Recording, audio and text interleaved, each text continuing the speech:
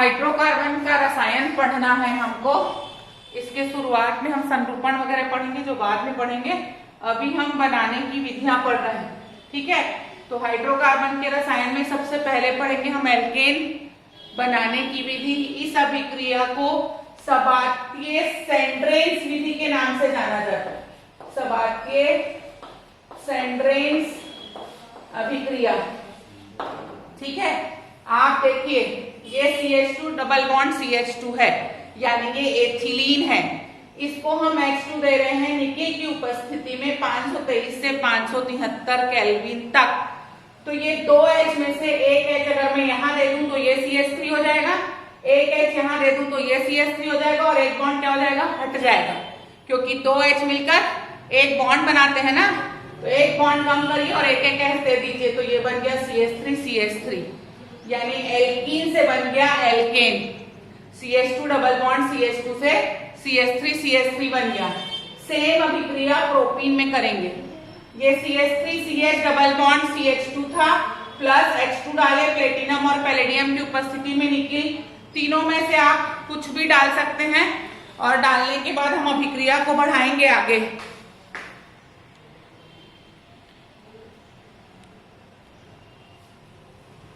Propene में हम H2 ले रहे हैं फिर से। आप प्लेटिनम भी ले सकते हैं, पैलेडियम भी ले सकते हैं, निकेल ले सकते हैं इसी ताप की उपस्थिति में। तीनों हाइड्रोजन के बहुत अच्छे अधिशोषक है। तो ये हाइड्रोजन डबल बॉन्ड वाले कार्बन को देंगे, इसको देंगे एक H और इसको देंगे एक H। जैसे ही एक एक H आ जाएगा ये CH3 में बदल जाएगा, यानी प्रोपीन जो था वो क्या बना दिया, प्रोपेन बना दिया। क्लियर। हर बार आपको नाम लिखना है, नामकरण आप पढ़ चुके हैं, नाम आपको खुद लिखना है अभिक्रिया के नीचे। अगली अभिक्रिया में अपन 3 बंध वाला हाइड्रोकार्बन लिए जिसको अपन एल्काइन कहते हैं। ये एसिटलीन है या एथाइन 1 है।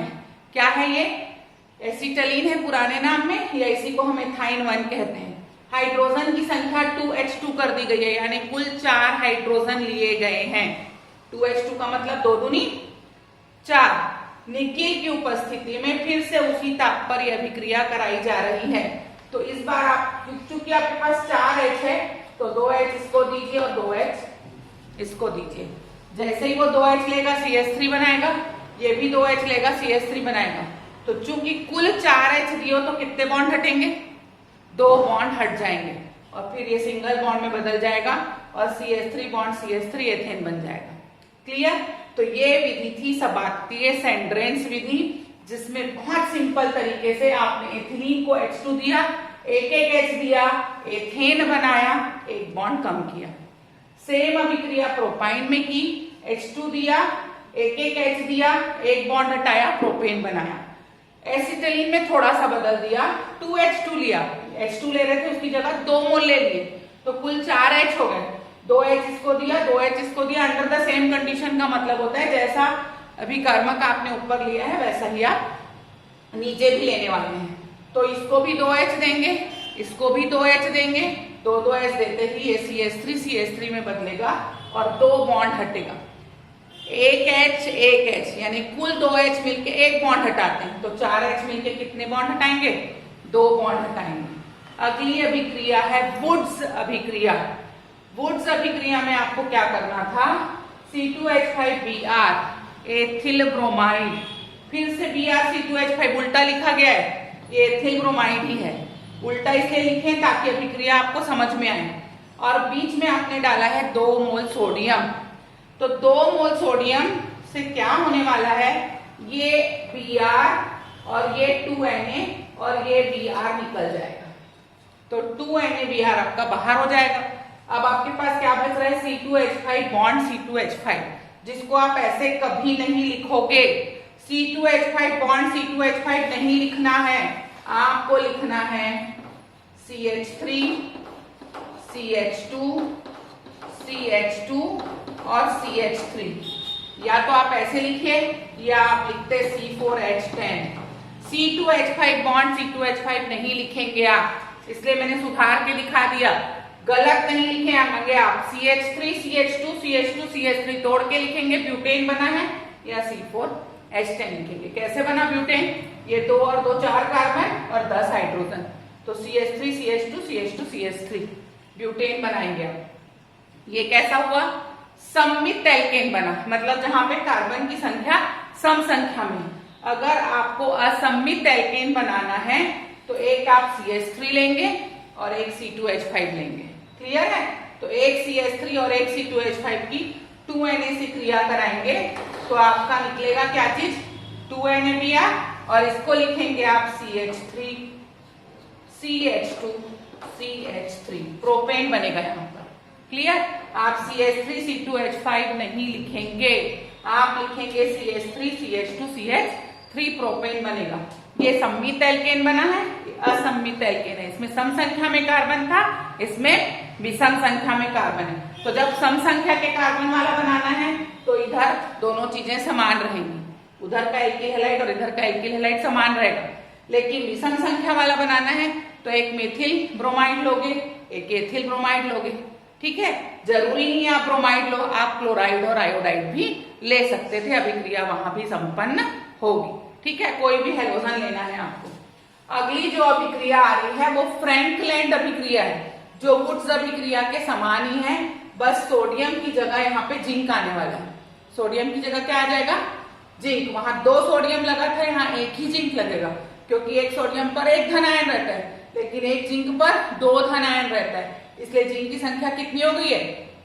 1 हो गई है। फिर से methyl bromide plus zinc plus methyl bromide, हर बार इसको उल्टा लिखा गया है ताकि आपको निकलता हुआ चीज दिखे। आप सीधा लिख के या आप 2 मोल CH3Br लिख के भी अभिक्रिया को कर सकते थे, ये आपकी चॉइस है। तो ZnBr2 निकल जाएगा और CH3 बॉन्ड CH3 जुड़ जाएगा। ये CH3 इससे जुड़ गया, CH3 बॉन्ड CH3, एथेन बन गया। और क्या निकल गया? ZnBr2 बाहर निकल गया। इसी को C2H5Br plus zinc plus Br C2H5 में बनाएंगे। तो ये जो बुक में लिखा है आप वैसा मत लिखिएगा, या तो आप लिख दीजिएगा C4H10 या आपको लिखना है CH3 CH2 CH2 CH3, ये दोनों में से कोई एक लिखेंगे आप। ठीक है? लेकिन C2H5 बॉन्ड C2H5 नहीं लिखेंगे। ब्यूटेन बनेगा 2 और 2 4 कार्बन और 10 हाइड्रोजन, या तो आप C4H10 के रूप में ब्यूटेन को लिखिए या खोल के लिखिए CH3 CH2 CH2 CH3 plus ZnBr2। ये अभिक्रिया कहलाती है फ्रैंकलैंड अभिक्रिया। पहली अभिक्रिया थी सबातियस एंट्रेंस अभिक्रिया, दूसरी अभिक्रिया थी वुड्स अभिक्रिया, तीसरी अभिक्रिया है फ्रैंकलैंड अभिक्रिया, चौथी अभिक्रिया को कहते हैं कोरे हाउस संश्लेषण। कोरे हाउस अभिक्रिया भी कह सकते हैं आप और कोरे हाउस संश्लेषण भी कह सकते हैं। ठीक है? ये देखिए यहाँ पर लिया है CH3X, X का मतलब होता है क्लोरीन ब्रोमीन या आयोडीन, आपको जो भी लेना ले सकते हैं। फ्लोरीन भी होता है लेकिन फ्लोरीन चूंकि बहुत अधिक क्रियाशील होता है तो यहाँ भाग नहीं लेगा। इन तीनों में से आपकी जो इच्छा है ले लीजिए, इसलिए यहाँ पे X लेके बनाएंगे। तो CH3X की क्रिया लिथियम के 2 मोल से की गई। 1 मोल लिथियम X को लेके मुक्त हो गया और 1 मोल लिथियम CH3 के साथ जुड़ गया, तो CH3Li प्लस LiX, ये पहला पत्था अभिक्रिया का। अब ये जो CH3Li बना है इसका 2 मोल लेना है आपको और 2 मोल लेके इसकी क्यूप्रस आयोडाइड से क्रिया करानी है, CuI से क्रिया कराएंगे आप। तो ये CH3 का होल ट्वाइस हो गया, ये 2 मोल CH3 था ना, यहाँ पे आप CH3 का होल ट्वाइस, फिर लिखे Cu, फिर लिखे Li और I, ये पूरा जुड़ गया और एक Li मुक्त हो गया। यहाँ 2 Li था, देखिए 2 Li था, यहाँ आपने केवल एक Li यूज किया और एक Li मुक्त कर दिया है। क्लियर? अब ये जो माध्यमिक यौगिक बना उसकी आप C2H5X, X मतलब ये तीनों में से कुछ भी ले सकते हैं, से क्रिया करा रहे हैं। तो ये C2H5 इस CH3 से मिलकर प्रोपेन बनाएगा, CH3 CH2 CH3, C2H5 को CH2 CH3 लिखते हैं ना, तो ये दोनों मिले और एक CH3 आपके पास जो बचा था वो कॉपर से क्रिया करके CH3Cu बनाएगा और एक Li यहाँ पे X के साथ मुक्त हो जाएगा। क्या हुआ? ये 2 CH3 था, इसका एक CH3 इसको उठा के दिए तो ये प्रोपेन बना लिया, एक CH3 आप Cu को दे दिए तो CH3Cu बना और Li को X दे दीजिए तो ये Li X बनेगा। इसको कोरे हाउस संश्लेषण के नाम से जाना जाता है। क्लियर? ये पूरे रिएक्शन आप कम से कम 5 बार इसको बार बार लिखेंगे, तभी ये चैप्टर के रिएक्शंस आप बना सकेंगे। ये सबसे टफ चैप्टर है आपके लिए और वैसे बहुत इजी है। ये ऑर्गेनिक केमिस्ट्री का बेस है। इस साल केवल 1 चैप्टर पढ़ना है और अगले साल आपको 6 चैप्टर ऑर्गेनिक केमिस्ट्री के ही पढ़ने हैं, जिसमें आप सोच लीजिए 600 रिएक्शन तो आने ही हैं। तो ये रिएक्शन नहीं सीखेंगे तो आपको ऑर्गेनिक केमिस्ट्री कुछ भी नहीं आएगा।